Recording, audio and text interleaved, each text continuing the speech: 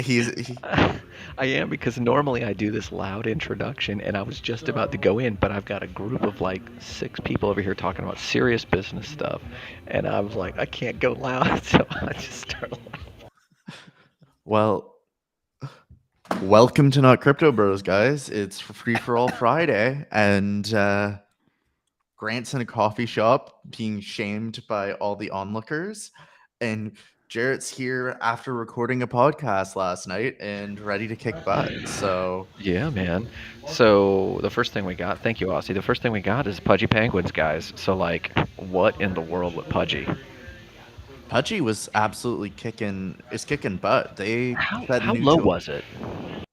they got to well below 1 ETH when they hit They their did? low. Yeah, I thought they hit Really? about I when I was looking last night, they hit below an ETH when they were before the buyout.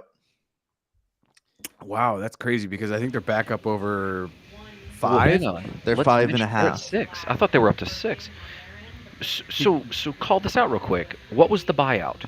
So the original founding team kind of was not executing on the vision back in 2020, January of 2022. And then a Los Angeles entrepreneur and a member of the Huddle, which was kind of like an upper class of the Pudgy Penguins community of holders. He swept in and bought the brand for 750 ETH, which What? was about 2.5 million at the time. What? Oh, 2.5 million at the time. Wow. Okay, So that's actually not bad for an IP brand. But he have the vision, or did he kind of reignite it in other he people? reignited it. So essentially, he wanted to build out the brand, foster better communication, and kind of build on the existing roadmap that was not being executed by the founders of Pudgy Penguins. So with his team, they laid out this huge plan to really build out the IP on the project and lead onboarding in from Web 2 to Web 3. And they've really started doing that now. When was the buyout? Sorry, I'm gonna cut in. When was the buyout? Because at NFT NYC, I remember because we're talking to Pudgy Penguins right now. They have a podcast, and we're trying to see how we can kind of do a collab. But at NFT NYC, which was early April, we checked OpenSea, and I vividly remember it was worth 8 ETH because I remember Christina was like, "Oh, maybe I'll get a Pudgy Penguin," and I'm like, "That might be a lot of money. I don't know."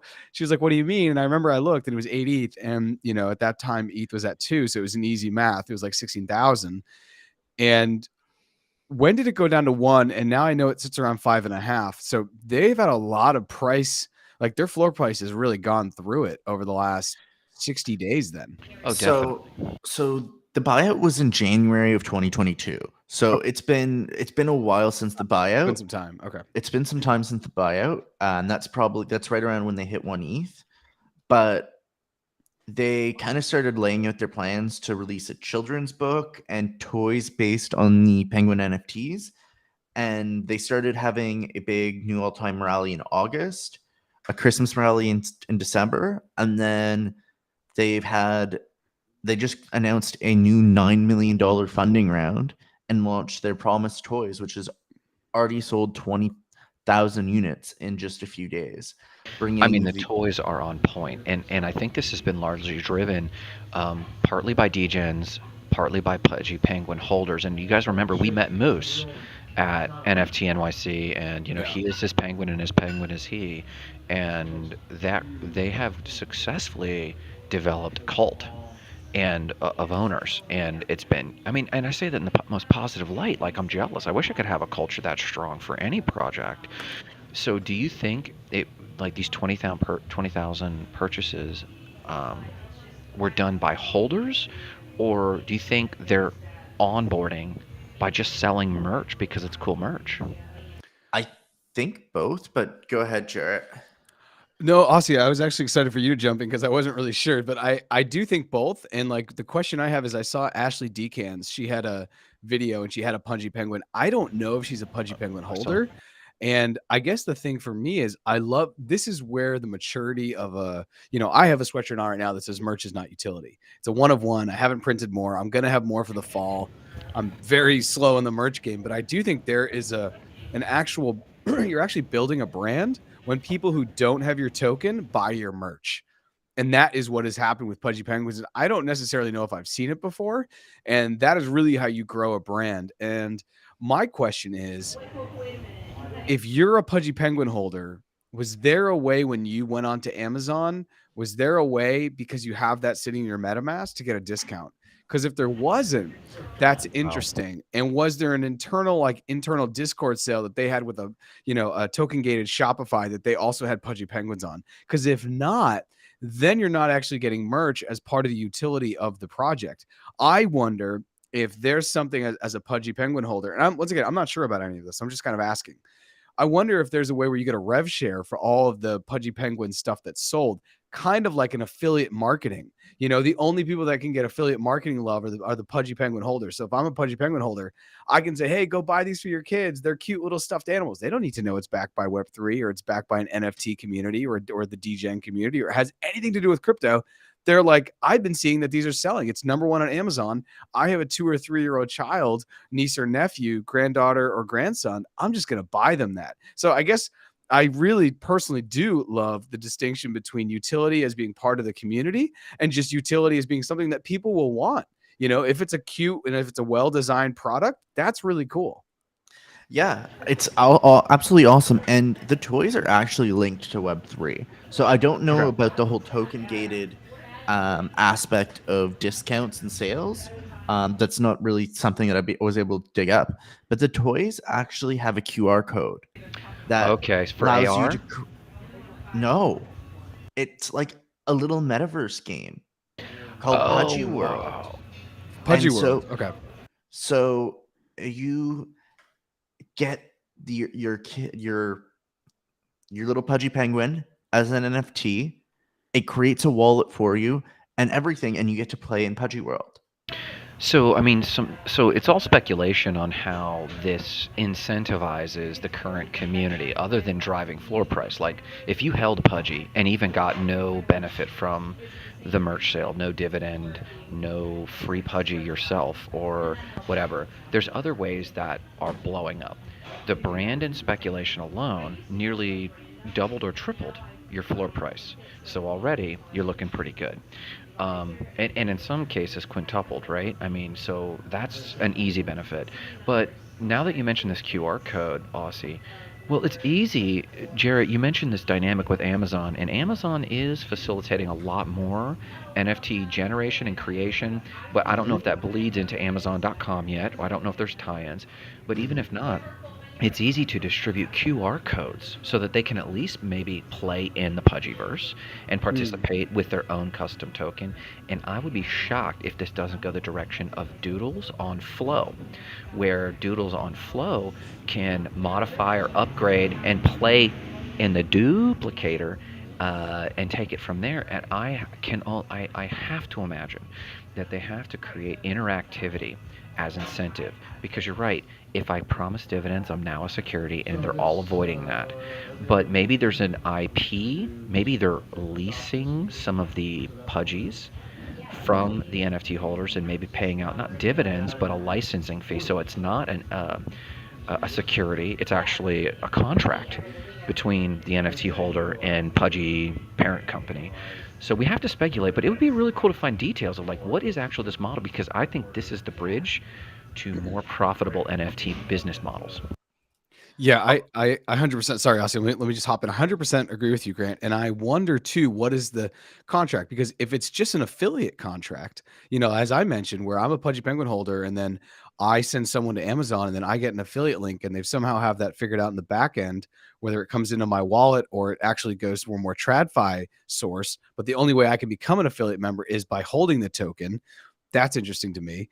The other thing that you're talking about, I get into the IP, and one of the businesses that I always thought was the most fascinating from Web 0 or Web 2 is Build-A-Bear. Have you guys been to a Build-A-Bear store? You've probably been to a Build-A-Bear. Okay.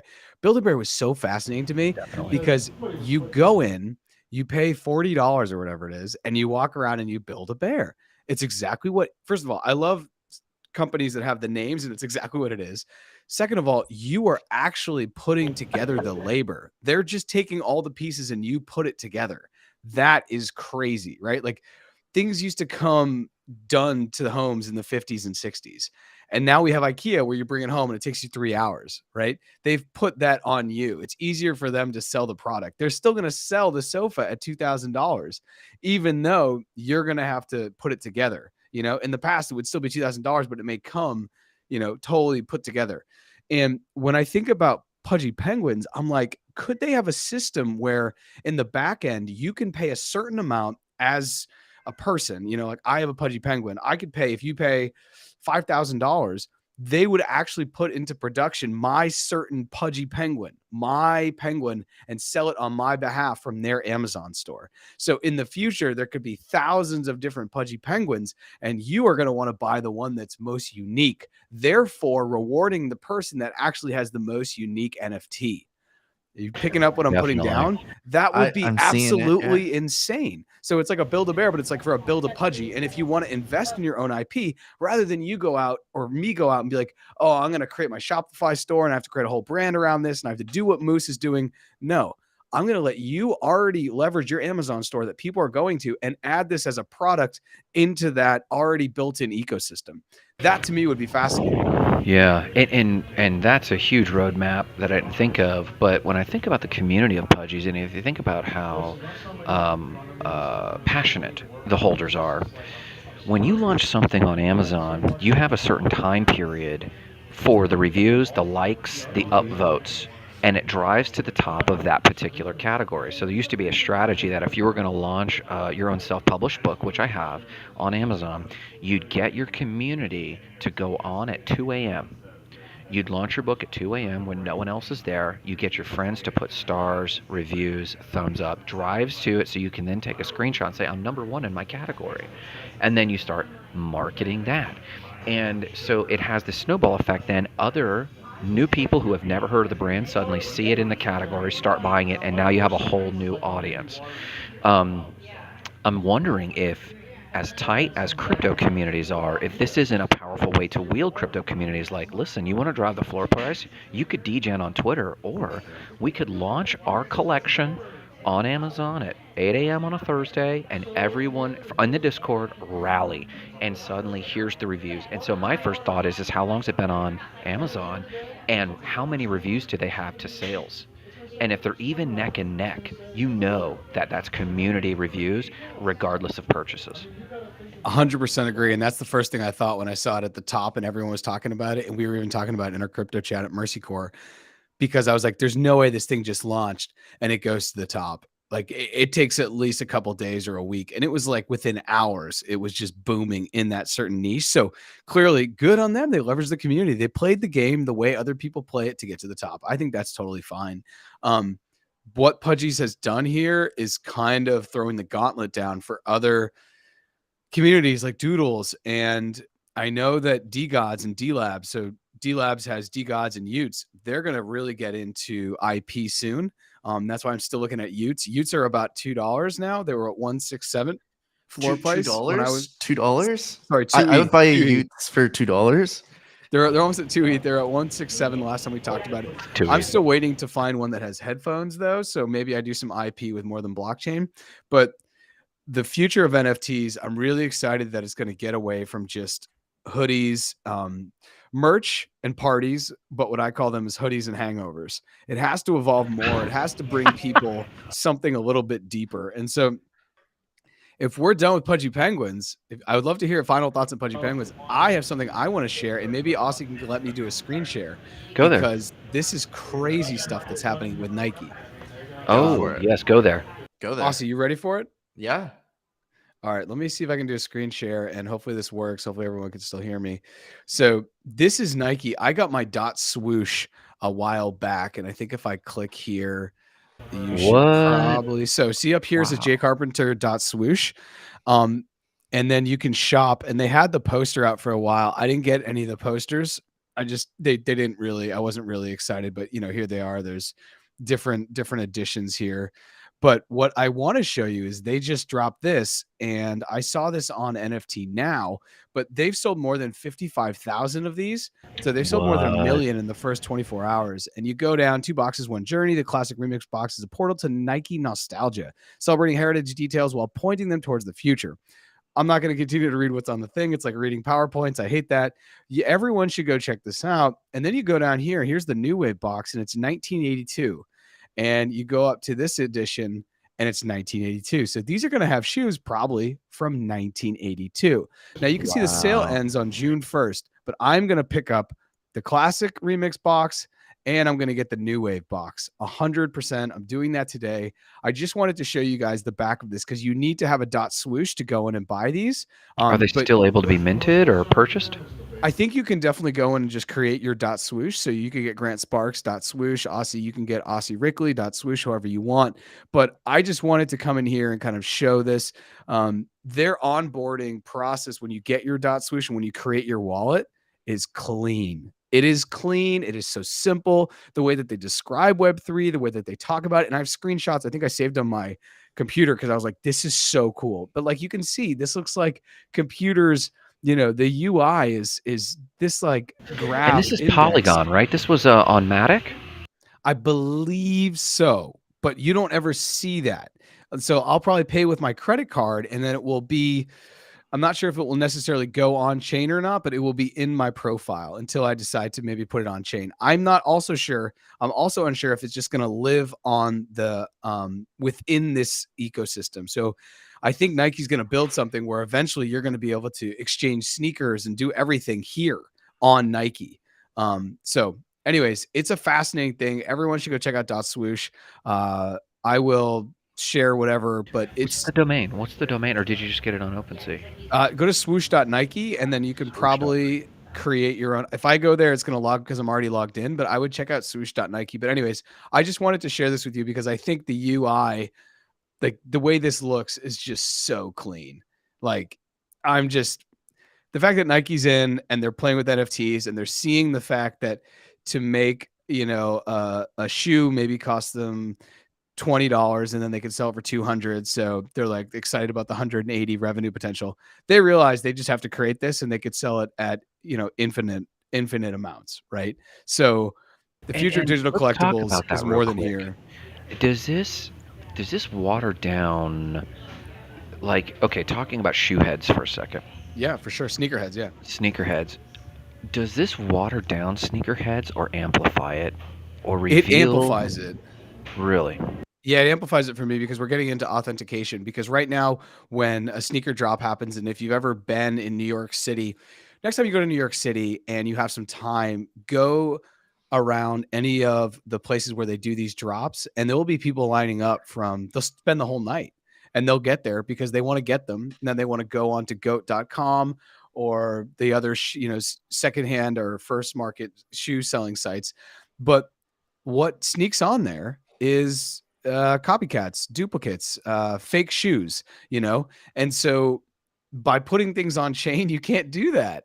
So I totally think the future of sneakerhead is going to be a phygital world where you're going to actually be like, yeah, look at your Jordans. And then on the side, you're going to be able to scan a QR code and be like, dude, that guy has original Jordans from the 2025 drop where there was only 200 of them or whatever. Well, that's just like what they were talking about in NFT NYC when I was sitting at one of the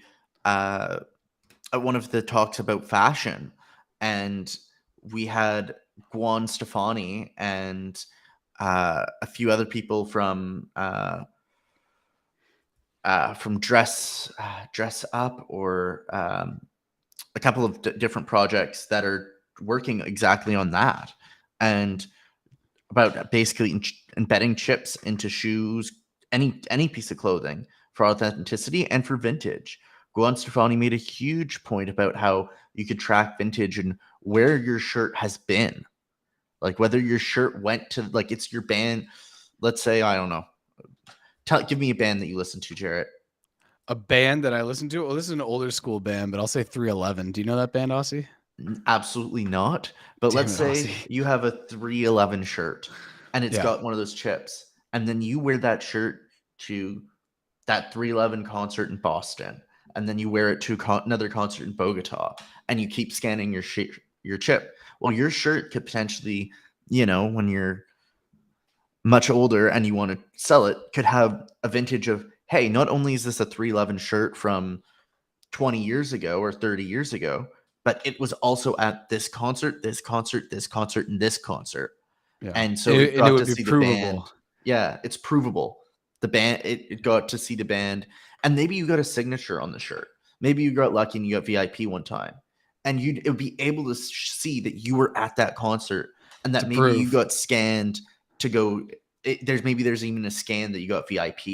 You went back. You had to go backstage, and it would all be provable. Yeah, the future of fashion and the future of fashion and blockchain is one of the things I'm most excited. I'm most excited about and also I want to shout out Torben. What's up? How you doing? Good to see you. The Torben and I met in Consensus, and I think we have a standing call, so that's gonna be exciting. And the future of fashion is really exciting for the consumer because they're going to be able to authenticate whatever they have on. And then for me, it's also really exciting in the back end, knowing that we can track where clothes come from and being able to tell those stories. Like this sweatshirt is made by Known Supply. And to get the base sweatshirt, it's about $40. And you could get I could have gone a sweatshirt off Custom Ink, but when I get this sweatshirt, I literally get a picture of the woman who made the sweatshirt. And so that is really important to me in supply chain, because for me, I don't want a brand that's tied to the kind of global slavery that happens at the other side of the value chain in fashion, especially in the world of fast fashion. So this is part of something called slow fashion, which is not, everyone may not be kind of tied into, but blockchain is going to be able to help the entire value chain be more transparent, be immutable, and improve the experience for the consumer and also the people who are actually creating the products. And it sounds like we lost Grant. Grant was at a coffee shop this morning, so I'm assuming his computer died or his internet went down or he was asked to be quiet. So hopefully he'll hop back on. Yeah. Well, I'm going to tie this back into Pudgy Penguins and the NFTs, just because as a kid, I doubt they were a thing when you were a kid, but they were called Webkins. And they were the little what were they called? Webkins. So they were little plush animals, and they came with a QR code that you could go join the Webkins world, which was a game online, and that you could play with your stuffed animals. But you only got 6 months with them because they wanted you to keep buying new ones to keep going and going. Really? Yeah. And so the thing is this Pudgy Penguins is essentially bringing this on chain and now, even if you're a toy collector, you could essentially authenticate your Pudgy Penguin because you've got an NFT proving that authenticity, and they can't really take that NFT away from you. You can keep playing as a kid and play Pudgy World for as long as Pudgy World exists. Which is really cool. And I think the idea of using NFTs or using blockchain to have an end date is an interesting thing. And like, I think we've talked about it before, but having CBDCs where it's like, you must spend this money in the next 60 days or it doesn't exist, or you must do something with the money, I think is a very interesting concept because it's going to force people to do stuff with it. But as far as I know, there's only there's three or four things you can do with money. So you can invest it, you can save it, you can spend it. And then there's the fourth, which you should not do, is destroy it. Right. So with the CBDC, you can't really destroy. I guess you could burn it. You could send it to like a wallet that doesn't exist. You could spend it.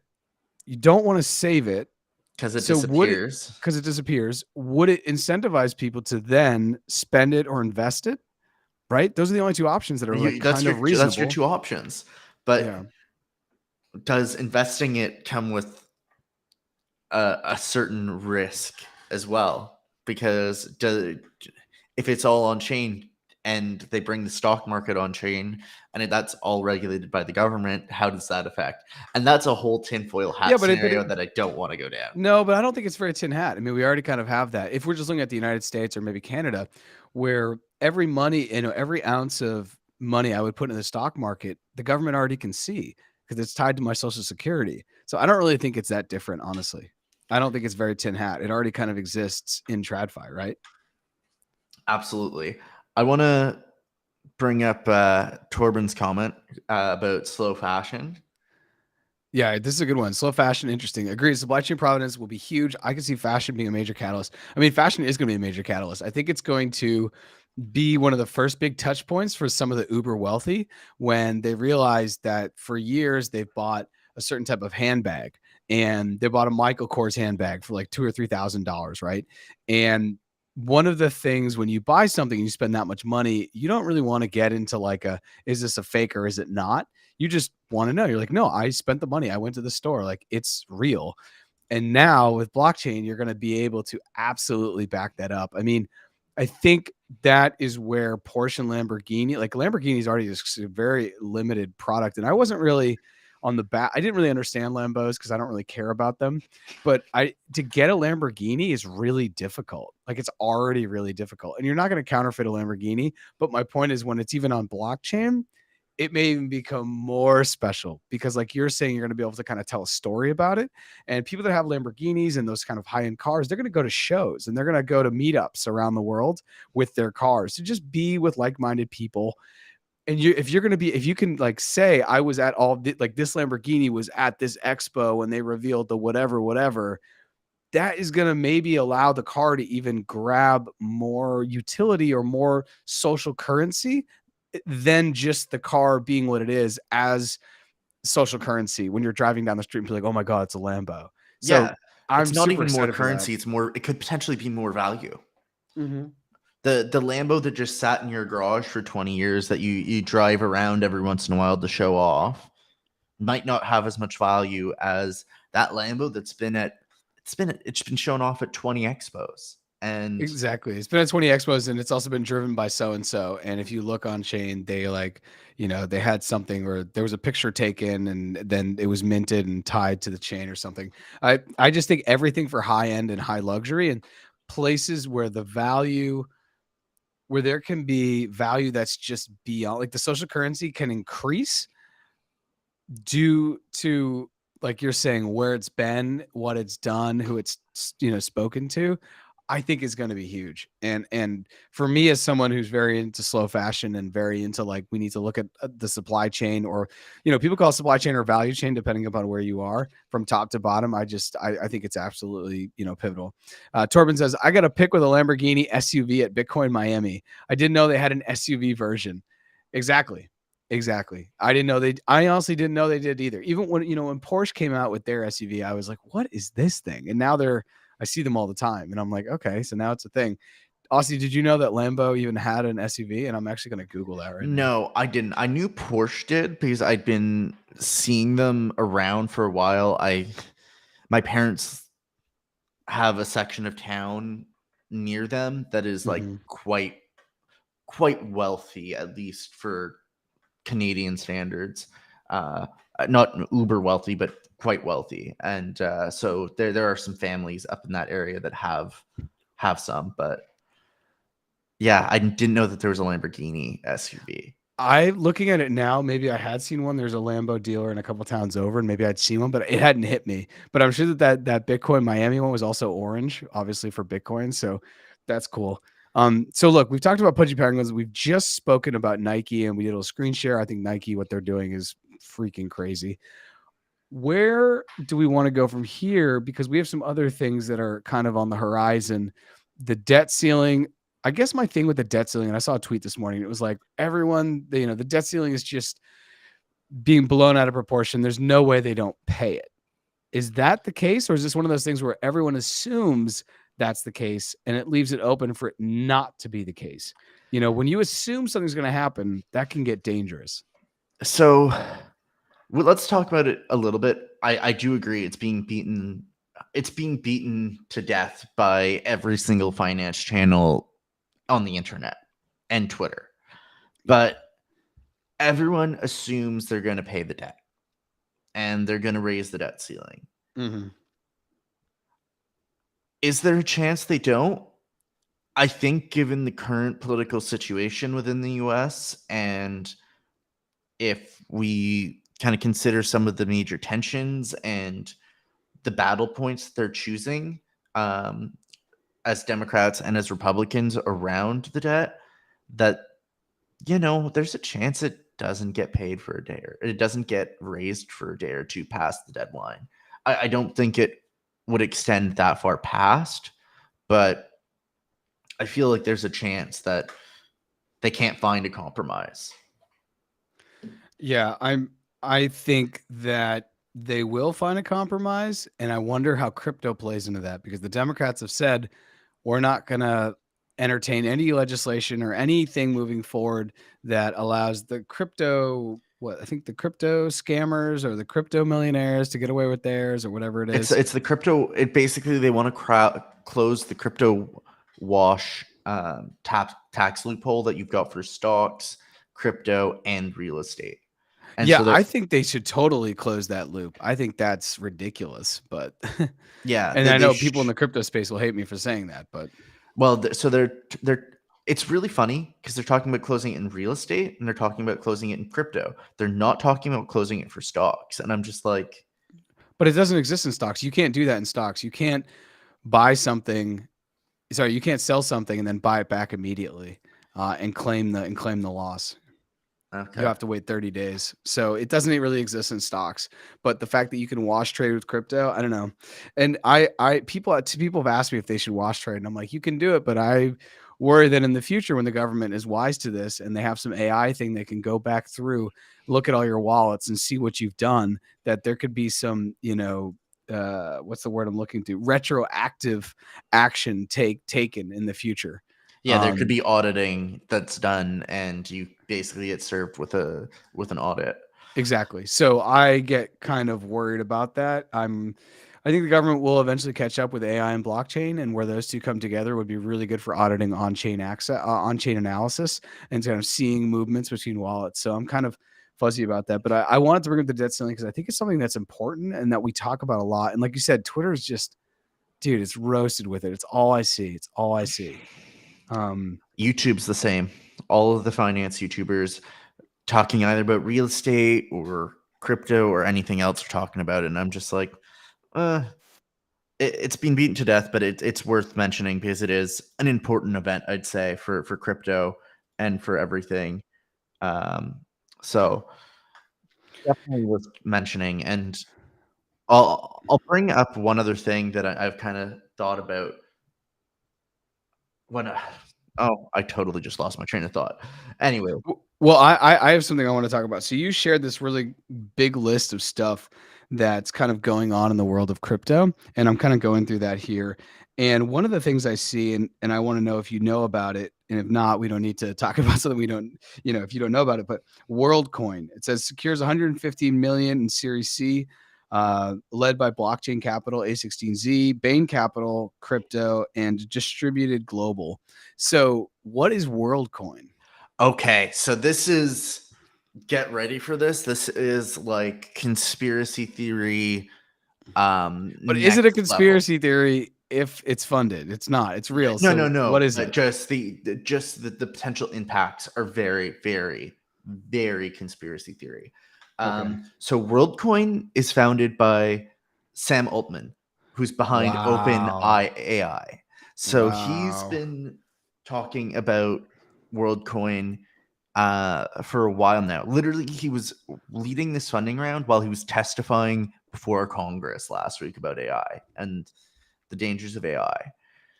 He wants to use WorldCoin essentially to give a guaranteed basic income to everyone in the world because he thinks AI is going to take their jobs. But in order to be eligible for your stipend, you must give him your biometrics, your eye. And you're going to have to let him scan your eyeball. And then he gets to use your eyeball. And only if you scan your eyeball can you get your stipend and your basic income. So it says currently in beta, WorldCoin is being built around the decentralized World ID and the WorldCoin token. The project has onboarded nearly 2 million people, according to the company. The capital will help accelerate research and development and growth efforts on the WorldCoin project and the WorldCoin app, the first crypto wallet for the WorldCoin system. This looks, and then it says, as we embark on the age of AI, it is imperative that individuals are able to maintain personal privacy while proving their humanness. I don't know if I've ever seen that word before, humanness. In doing so, we can help ensure that everyone can realize the financial benefits that AI is poised to deliver. I do believe, and this is a conversation I think we've been having recently, and I actually just posted something on Twitter, which it seems to be getting a little bit of traction about AI and about employment and about blockchain. And the post I just put on Twitter says, if you're at a company that's not asking, how can we use blockchain and AI to create a better product or service? You're at the wrong company. Tech waits for no one. Act accordingly. This is all coming together as we talk about this. The fact that Sam Altman is trying to create a financial instrument to support the people that may be impacted by his own creation, which is ChatGPT. He doesn't own AI, but ChatGPT is the most prominent thing right now, ChatGPT 4 especially. That's crazy. He's creating a virus and then creating the antidote at the same time. But he's Right? creating an antidote that requires you to basically give up.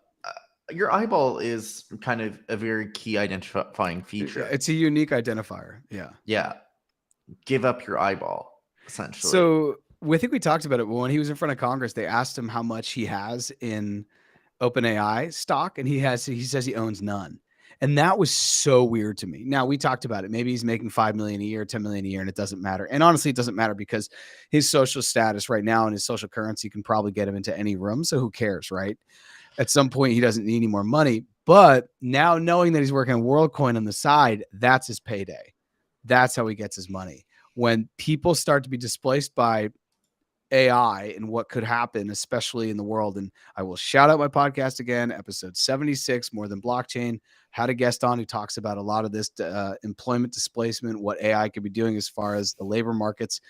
And to know that he now on the back end is building WorldCoin makes his comment seem disingenuous when he's in front of Congress and like, oh yeah, I don't own any OpenAI stock.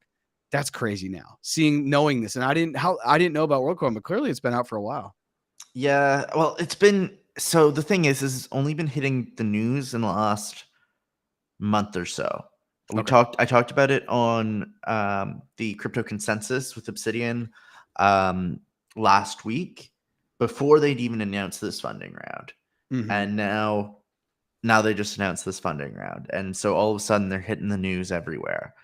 And I don't know if you watch Star Wars, but this is kind of making me go to Star Wars and think about those, scan your eyeball to be allowed into this building and all of the tech that could happen if he owns the database of our eyeballs.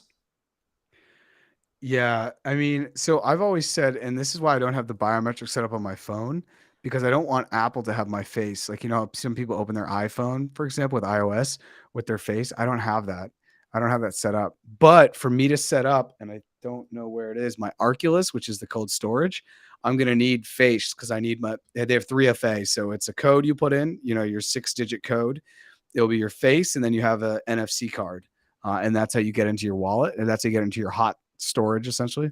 But I'm kind of on the fence. George, we are definitely live, absolutely live. We're doing the Friday free for all. And Torben says, on your post, some of our existing blockchain clients are asking for our help on the AI side. Imagine that. Wow. This is the post I have on LinkedIn. Yeah, well, so this is interesting. I was listening to Meet Kevin yesterday. Meet Kevin. Who's he? He's a YouTuber. He's a pretty big YouTuber. I think he's got like 200,000. No, he's got like 2 million at least. I'm pulling up his channel right now. He's a financial analyst YouTuber. He's at 1.87 million subscribers on YouTube. And he's interviewed really big people. He's interviewed Kevin O'Leary like 4 or 5 times. Is Kevin O'Leary a really big person? In the financial space, I would say. Yeah, he is. He is. I just think he's such a quack. When it comes to crypto, he like said it in 2017. It was stupid. Then he got paid by crypto.com or FTX, or whatever it was. Then he started FTX, loving but them. he owns. He's a big supporter of a up and coming exchange in Canada. That's like, Is he? yeah, Is he Canadian? he's Canadian. Yeah, Oh, I didn't know that. his his wife almost went to jail for killing someone with a boat. Sheesh. Yeah.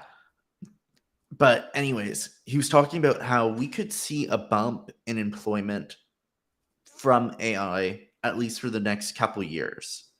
And I thought that that was a very, very, very salient point, because if you're looking at people trying to understand AI, like Torben's was just talking about in his previous comment, you'll hire engineers. How can we use AI? And then once they figured that out, then they start laying everybody off. Yeah, and this is the thing. AI is just moving really quickly. So on the episode that I have with Andy, one of the things we talk about is prompt engineering and how the important role that those people are playing in the AI ecosystem. And Andy said before we published that, once this is published, many of the things within days or even before are going to be wrong because AI is moving that fast. I published the episode this past Monday on More Than Blockchain, and Monday afternoon he texted me over an article that talks about how prompt engineering won't exist because they're already figuring out how to make AI, when you are dealing with these, large language models, more easier to use. So you don't even need to do prompts. It will ask you like basically the prompts that currently you need to put in. So that way anyone can use it and get much better results. And I just thought that was fascinating. So I'm not even sure if there will be a bump over the next year or two.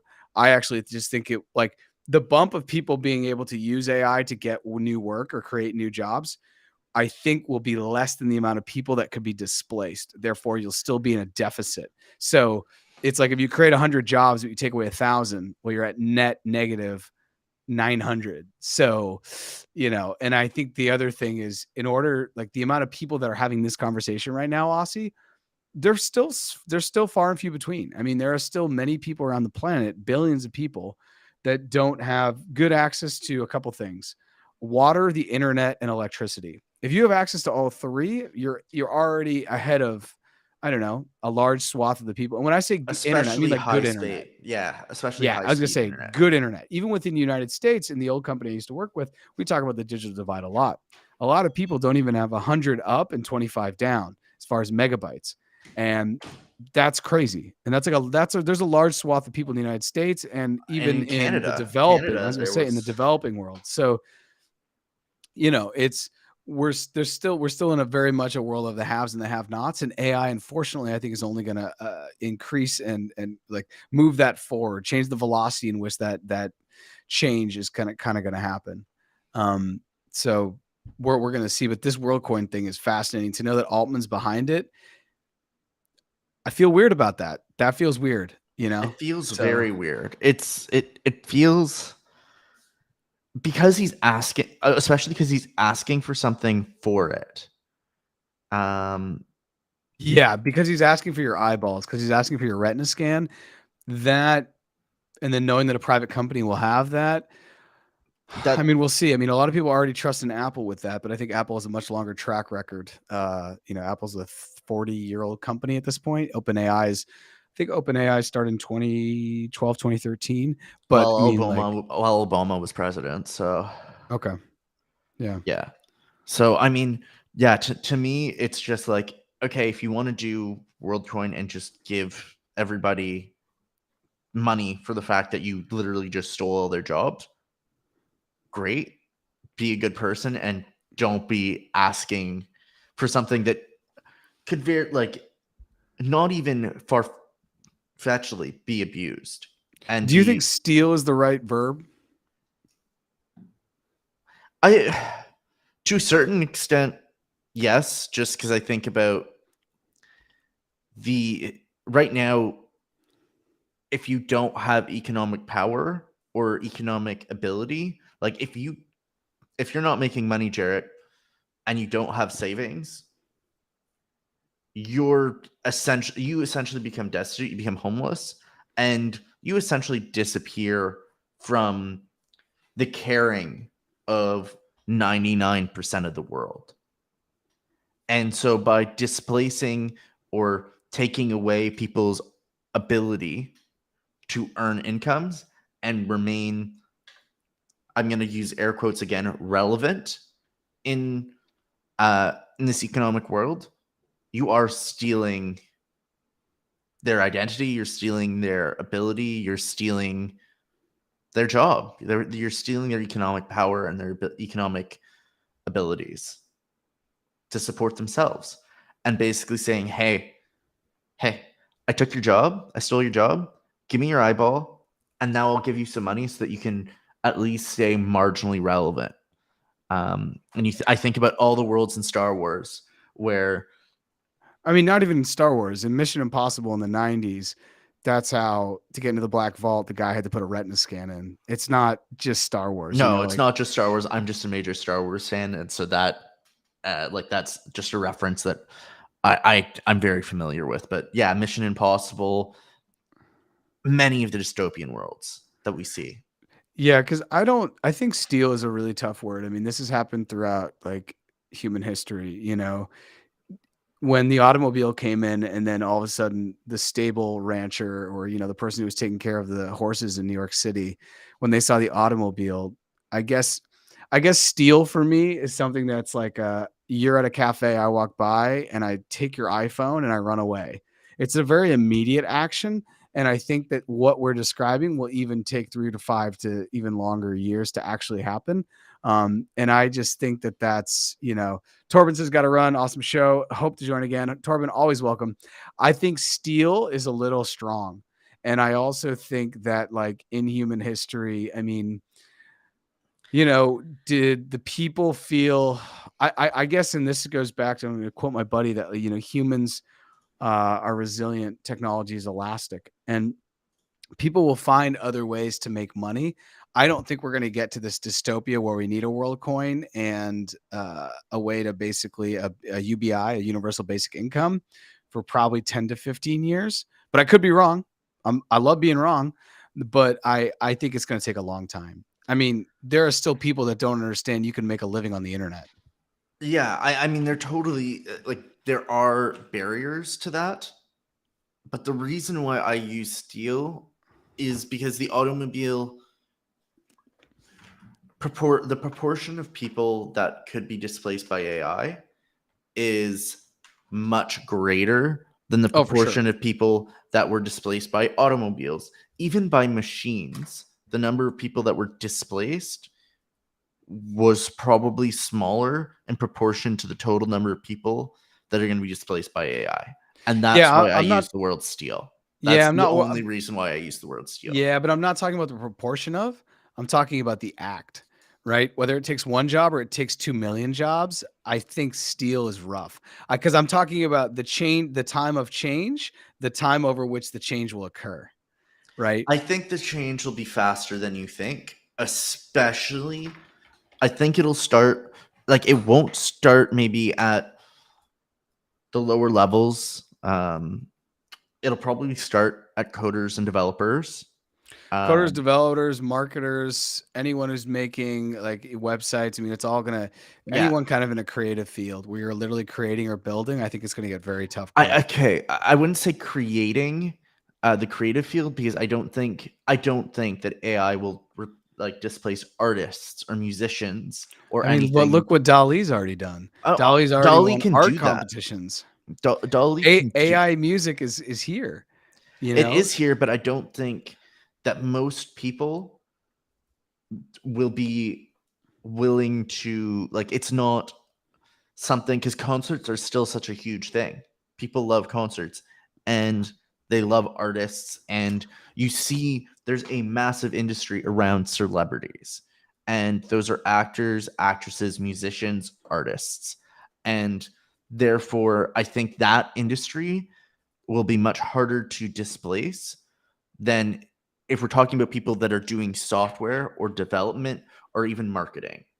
I think that is something that, not to be offensive to coders or developers or anything like that, but they're they're not celebrities. They're not prominently in most people's eyes, and so Yeah.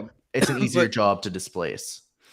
yeah, I guess what I'm saying is I think that there's a future, and I was saying this the other day to somebody, where you're gonna have, for example, if you listen to the Joe Rogan podcast, and Joe Rogan is gonna start putting out AI episodes eventually, where it's actually his voice, and he may actually be behind the thinking of all of it, but he just puts it out, and now that he has his brand, you're still gonna get really great value from whatever he's putting out, even if it's not his voice, if that makes sense. And I think that that's where AI music is. And the example I'll give is the hypothetical where AI Drake comes out, and I've heard AI Drake music and it's really good. So AI Drake music comes out and it goes viral on TikTok. Drake hears about it and he's like, what's to be done about this? This is my voice. This is my essential IP, and somebody's used lyrics. He'd probably be more likely to lean into it than to quash it, because it's still Drake. It's still his voice. He could easily just lean into it and still reap the benefits of his brand still being relevant, still being like, the thing that's viral on TikTok that everyone's dancing to, and then be like, dude, this is great. Let me buy this off you and I'll give you, royalty in perpetuity forever to the person who's doing it. So I don't think it's going away. I think it's going to continue to blow up. And we're going to have movies in the future where maybe it's like, Bruce Willis, he just got diagnosed with Alzheimer's, but maybe somebody wants a Bruce Willis in the movie. They're going to use like an AI Bruce Willis because Bruce can no longer do it. But as long as he okays it, then I think it's going to like proliferate and flourish. And I don't know, I'm kind of going off the rails a little bit here, but one of the things that Kyle was talking about when we were at NFT NYC is if you had a boxing match between Mike Tyson and Muhammad Ali, something that you couldn't ever do because by the time Mike Tyson was at his prominence, Muhammad Ali was an older man. But now you're going to be able to actually play that out in AI, and it'd be fascinating to watch. These are obviously, I'm giving you ridiculous examples, but I do believe you that the coders and the developers will be the first to go. But even that, as far as the amount of people it's going to take out, it's not as many as you think. 3/10 of the world can code, right? 0.3% of the people on the planet can code. So I don't know. I'm talking about felt in America. It'll be the first and the biggest felt in the US. Yeah, I mean, it will be felt all around the world. There's a shit ton of coders in Southeast Asia. There's a bunch of code. There's coders all over the world. But I guess my point is, I think the verb steal is really tough because I don't think humans are perceptive to theft over a long period of time. And we know this because people aren't in uproar about inflation. People aren't in the streets about inflation. We were in the streets, at least in the United States, when it was, let's take down Wall Street after 2008, because that was like, wow, this just happened. Everyone could see it. But like inflation's been rampant in fiat currency forever. And, people still think Bitcoin's stupid. So I'm kind of, I guess I just think steal is a tough word when it comes to technological change and like job displacement. But I do hear you. Within the capitalist system, if you lose economic power, then you lose the ability to kind of vote and advocate for yourself within the system. Yeah. So I think we're at time already. And so I've loved this discussion, and I won't say you completely turned me around, but I can understand where you're coming from, and I can see the point. So you got any shout outs, Jarrett? My shout out is to Grant, who tried to hop on and he was at a coffee shop and it didn't work out, and that's okay.